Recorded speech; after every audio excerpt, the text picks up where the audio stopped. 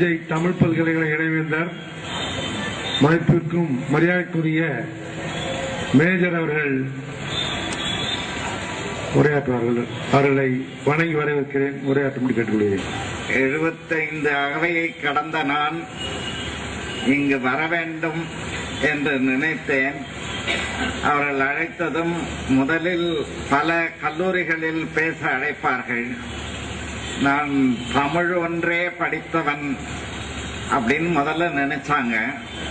அப்புறம் ஆங்கிலத்தில் உலகம் முழுவதும் சென்று உரையாற்றி இருக்கிறேன்.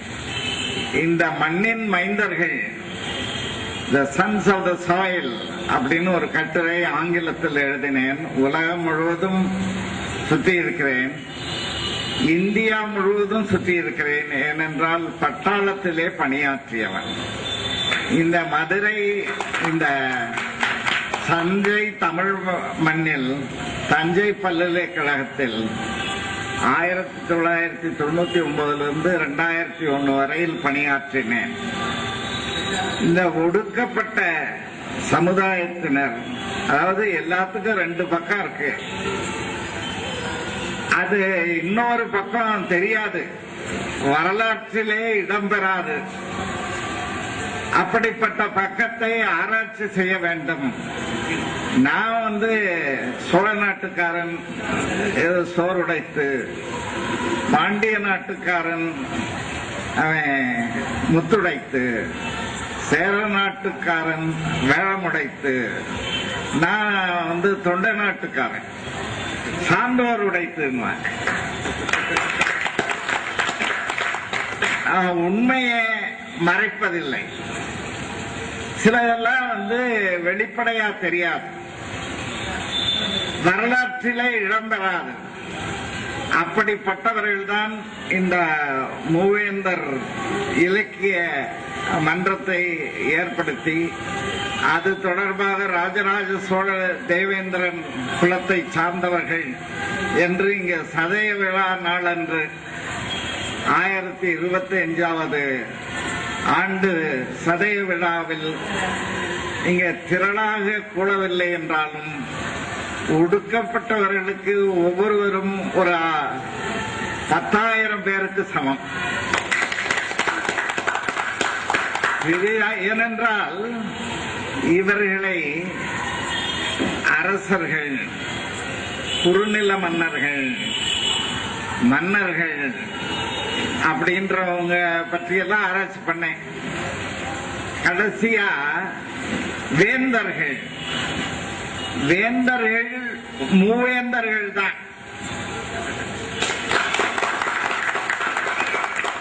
குறுநில மன்னரில் அதிகமான நடுமானஞ்சி மல்லர் அப்படின்னு சொல்றாங்க. அது சங்க இலக்கியத்தை நேற்று எடுத்து பல காலம் கழித்து மீண்டும் என்னுடைய ஆசிரியர் சங்க இலக்கியத்தை பற்றிதான் ஆராய்ச்சி செய்தார். The treatment of nature in Sangam literature. அதை என்னை கூப்பிட்டு, ஆங்கில நன்றாக படிப்பாய், பேசுவாய், நீ மொழிபெயர்க்க வேண்டும் அப்படின்னு சொன்னார். நான் அதை பழந்தமிழ் இலக்கியத்தில் இயற்கை அப்படின்னு வரதராஜனார் எழுதின முனைவர் பட்ட ஆய்வு, அதை மொழிபெயர்ப்பேன். அதெல்லாம் மொழிபெயர்த்து செம்மொழி அப்படின்ற இலக்கியத்தை 2381 பாடல்கள் இருக்கின்றன. அந்த பாடல்களில் சேரர்களை பற்றி 10 அதுல மல்லர்கள் வருகிறார்கள். சேரனே மல்லர் வம்சத்தை சார்ந்தவன், கேரள நாட்டுக்காரன். அப்புறம் சோழன், பாண்டியன் இவர்களை பற்றி எல்லாம் புறநானூற்றில் வருது. அப்புறம் நான் என்னுடைய வாழ்க்கையில பல ஒடுக்கப்பட்டவர்களை சந்தித்திருக்கிறேன்.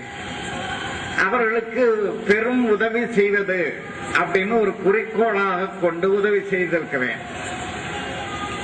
அவர்கள் பட்டம் வாங்கியதை மட்டும், பட்டம் வாங்குவதற்கு மட்டும் உதவி செய்வதில்லை. பதவியும் வாங்கி கொடுத்திருக்கு.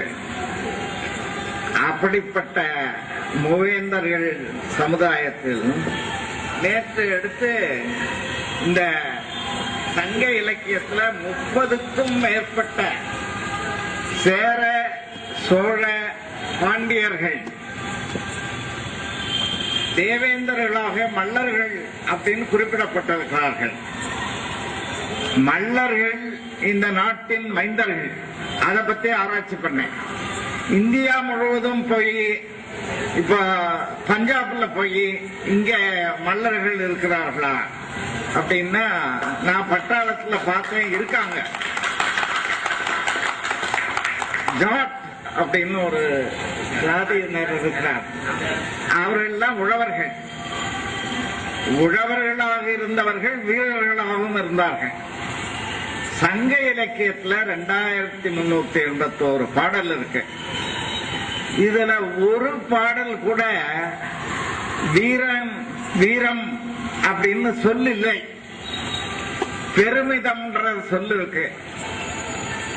அந்த பெருமிதம் அப்படின்ற சொல்லை எடுத்து ஆராய்ச்சி செய்த பார்த்தா அது கல்வி, தருகன், இசைமை, கொடை என்ற உள்ளப்பட்ட பெருமிதம் 4 தொல்காப்பியர் சொல்றார்.